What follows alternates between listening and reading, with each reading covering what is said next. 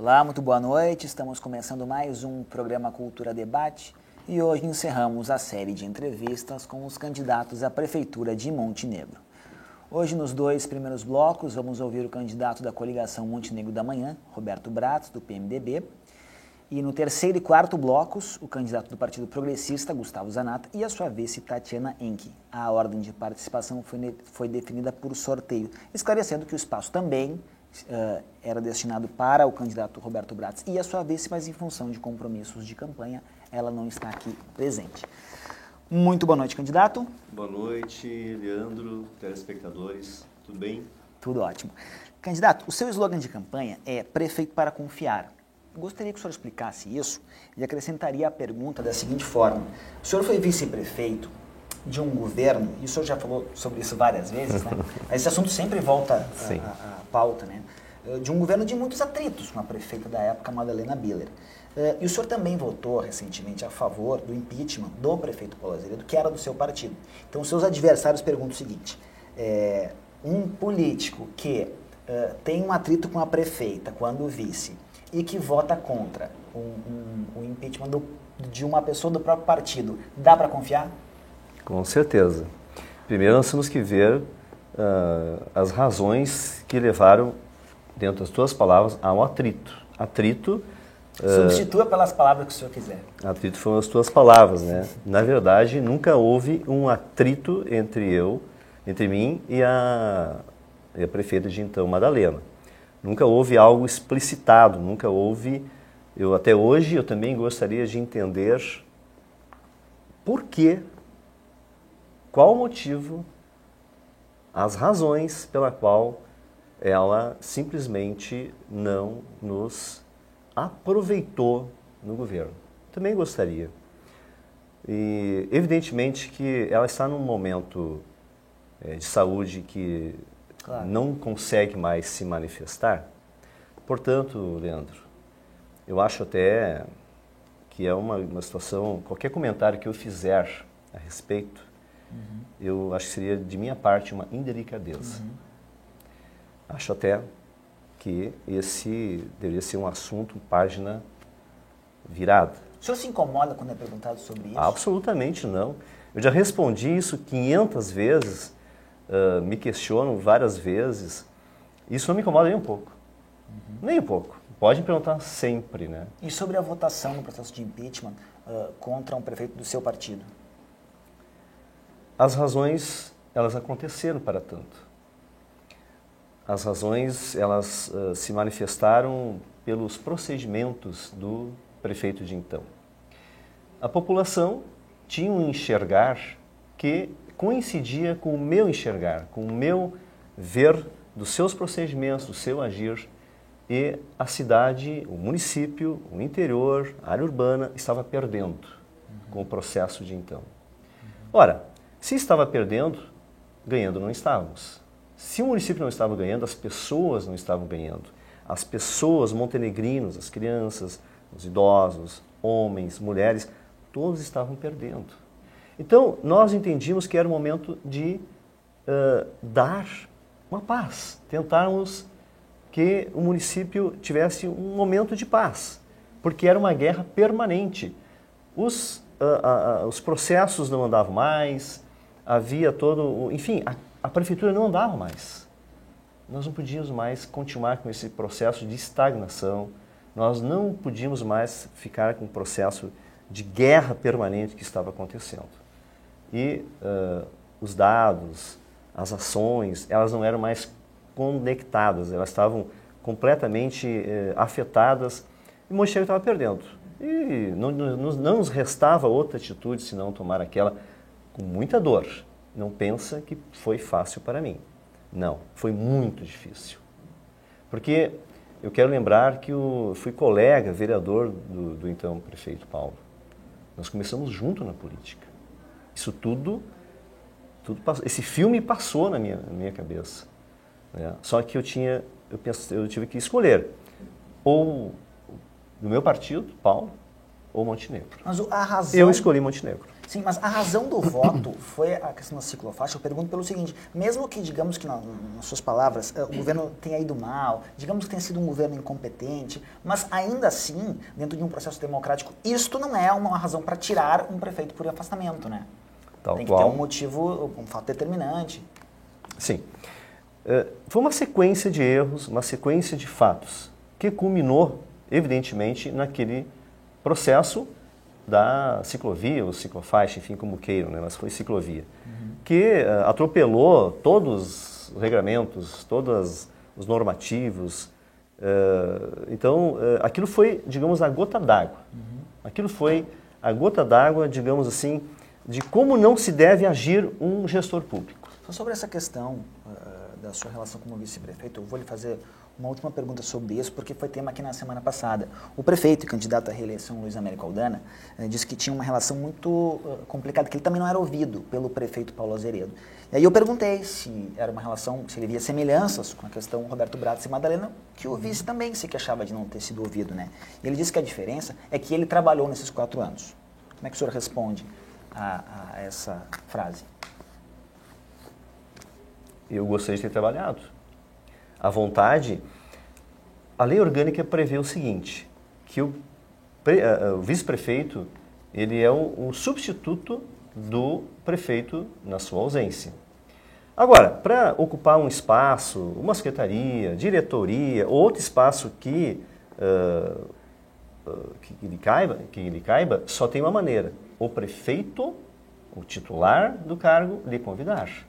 Se isso não acontecer, não tem como, eu não posso chegar agora, botar aqui uma cadeira na frente da porta da prefeita ou do prefeito e, bom, aqui é o meu lugar. Não é assim que funciona, né? O prefeito, sei lá, a lei orgânica prevê quais são as atribuições do vice-prefeito. Ponto, regra, substituição na ausência do prefeito, do titular. Ponto. Mais do que isso, depende exclusivamente da vontade do seu titular. Ora, se isso não acontecer, o vice-prefeito é um mero substituto. Muito bem, candidato. E isso é um absurdo, vamos combinar. Porque, aliás, quando eu convidei a nossa Leone, a nossa estimada, brava, guerreira mulher, competente mulher, aliás, as mulheres serão representadas no governo, se os senhores e as senhoras nos permitirem chegar lá, a Leone vai ter o espaço que lhe é devido. Nós vamos dar o espaço que a Leone fazer por merecer e merece, porque eu não quero para a Leone o que aconteceu comigo. Aliás, não desejo para ninguém. Aliás, vou mais longe, Leandro. Quando vereador, eu apresentei um projeto de emenda à lei orgânica dizendo o seguinte: a ausência por mais de um dia do titular do cargo, o prefeito no caso, o vice assumiria. Porque a lei previa, a lei orgânica, se não me engano, 15 dias, a partir de 15 dias ou 11 dias, assumiria o vice-prefeito. O que fazia então o prefeito de então? Tirava férias durante 10 dias para que eu não assumisse. Quando eu apresentei o projeto de emenda à lei orgânica, que foi aprovado por unanimidade, eu quis informar, dizer, mostrar que eu não queria para os próximos vice-prefeitos o que aconteceu comigo. Ou seja, na ausência que fosse por um dia, o vice assumiria. Isso foi a prova provada, cabal, de que quanto eu gostaria de ter assumido alguma coisa dentro da prefeitura.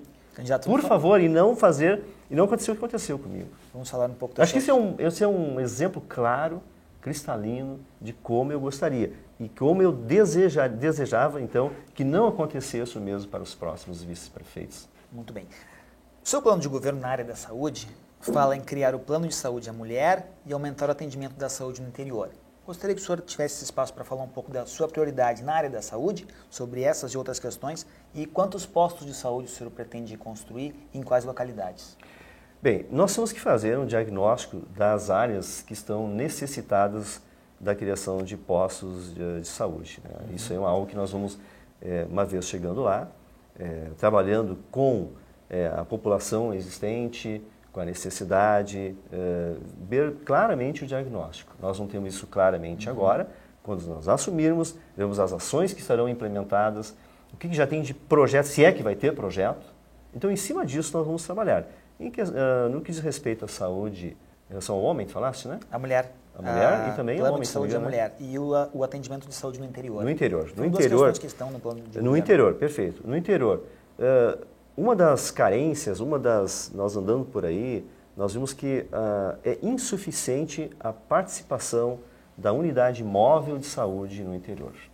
Ora, se as pessoas estão apontando esse problema, essa situação, é claro que nós teremos que envidar todos os esforços para que isso seja melhorado, que seja ampliado, e por isso que nós colocamos no plano de governo, porque nós já escutávamos isso na nossa caminhada antes mesmo de nós nos candidatarmos. Mas, ouvindo alguns setores da sociedade e técnicos, apontavam a necessidade de ampliarmos esse atendimento, direcionando, através da unidade móvel,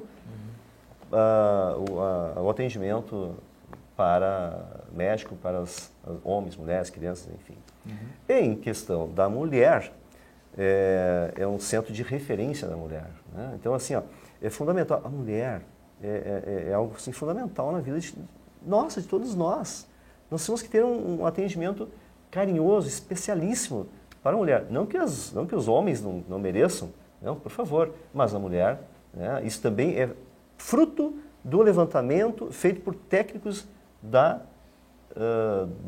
prefeitura, de dentro e de fora da prefeitura, ouvindo as pessoas, ouvindo pessoas do Conselho Municipal da Saúde. Então, esse ouvir, esse estar atento às ações, atento às necessidades, atento às angústias até mesmo, é que nós incluímos no nosso plano de governo. Fruto, então, de nós muito ouvirmos, aliás, quero deixar claro para ti e aos telespectadores, que o nosso governo vai ter esse papel fundamental de termos uma participação, de ouvir as pessoas, estar conectado permanentemente. Todos os canais disponíveis de forma, seja pessoal, seja por outros meios de comunicação, nós queremos estar conectados com a população para que o senhor, a senhora, que agora está nos vendo e nos ouvindo, possa efetivamente participar, ajudar a construir o Montenegro da manhã. Na educação, o senhor... E isso a senhora pode confiar. O senhor, em casa, pode ter certeza, pode confiar. Na educação, o senhor fala no plano de governo, no atendimento em tempo integral, priorizando alunos em vulnerabilidade social. Em quantas escolas há recurso para isso? Bem, nós queremos encontrar essa possibilidade de ter os recursos. Nós vamos atrás dos recursos. Agora, não há mais possibilidade de detectado as áreas de carência no município, as pessoas, as áreas de mais vulnerabilidade, não é possível nós ficarmos inertes. Se nós ficarmos inertes, se nós não atentarmos, se nós não tivermos o cuidado, o carinho com essas pessoas que estão na área mais carente, nós vamos estar condenando essas pessoas para o resto da vida.